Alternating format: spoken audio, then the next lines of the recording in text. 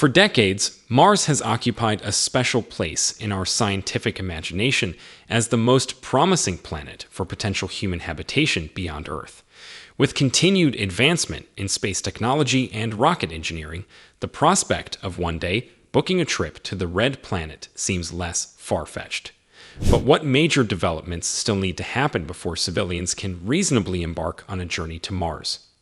Let's explore the key steps needed to turn interplanetary tourism into reality.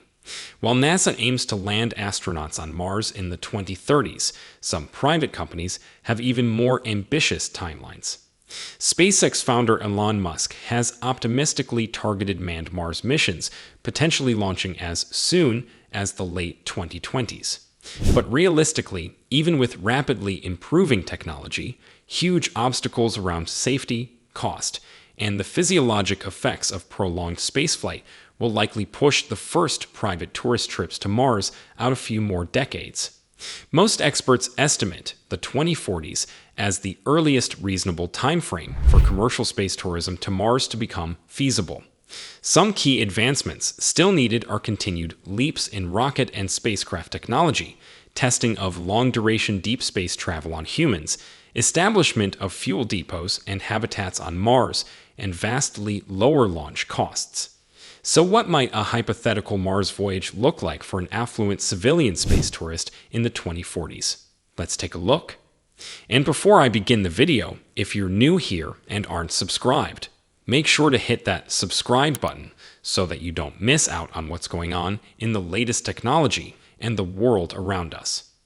While the specific architecture and logistics will evolve, we can extrapolate a general outline based on current concepts.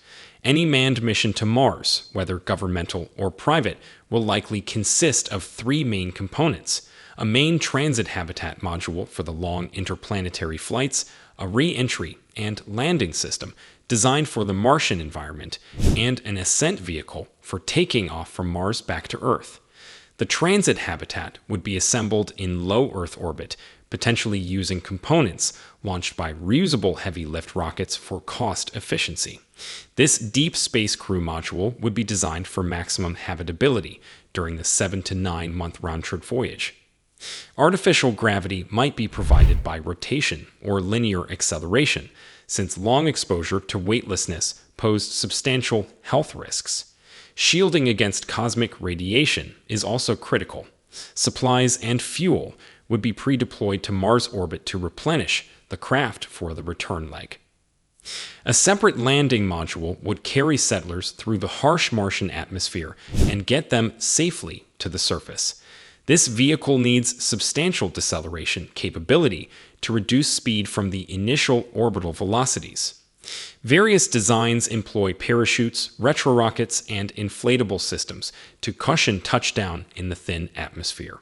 With weak gravity and little atmospheric pressure, Mars poses major hazards for human survival and work.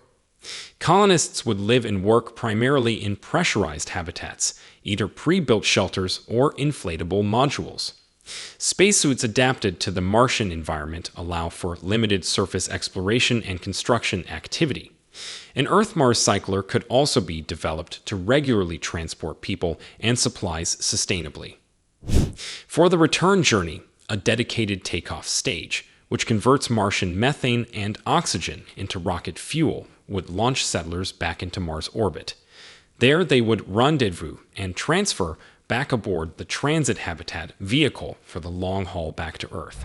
Key challenges in realizing this complex chain of events include fine-tuning launch windows and trajectories, perfecting automated orbital rendezvous and docking, improving reliability of life support systems, and optimizing mission architecture.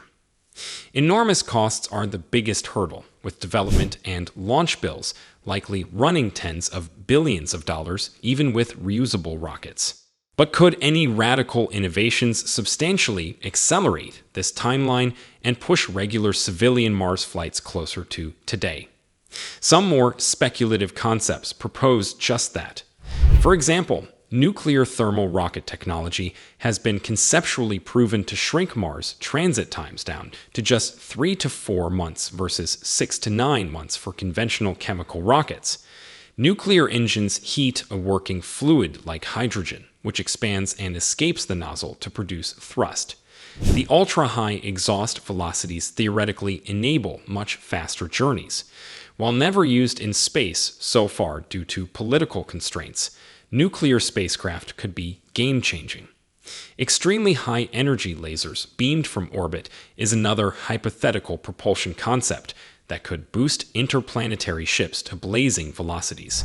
Using vast solar or nuclear power sources, arrays of lasers directed onto light sails could theoretically propel a Mars craft at up to 10% the speed of light. At these relativistic speeds, time dilation effects become noticeable as well. While purely theoretical today, directed energy propulsion could open the door to brave new world-style interstellar travel. If you're enjoying it so far, please like this video to show us support and hit that subscribe button so that you don't miss out on our upcoming videos. Space elevators anchored from satellites to the ground using ultra-strong carbon nanotubes or graphene cables have also been proposed as a radical new space launch paradigm. This could enable extremely low-cost access to orbit and space-based solar power. While likely decades away from viability, space elevators and orbital rings could eliminate dependency on rockets. For human biology, medical nanotechnology, and genetic engineering may one day allow for designer organs and tissues far more resistant to space travel hazards like radiation damage and bone density loss. Suspended animation via therapeutic hypothermia is another frontier that could significantly lower consumables and simplify manned deep space flight. In the long run, generation ships with large populations could even embark on journeys spanning generations until habitable worlds are reached. This would rely on propulsion concepts like nuclear pulse, laser light sails, or constant acceleration ships.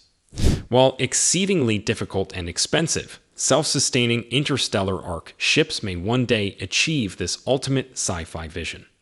The road to making civilian travel to Mars routine remains lengthy, but powered by human passion and imagination.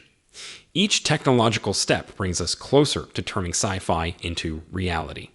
With continued innovation, research, and prudent funding, the day that eager space tourists can book passage to the Red Planet may arrive sooner than once thought possible.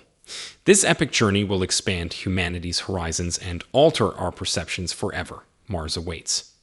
If you found this video valuable, kindly give it a thumbs up and consider subscribing for future interesting videos. With that, take a look at our other videos as well.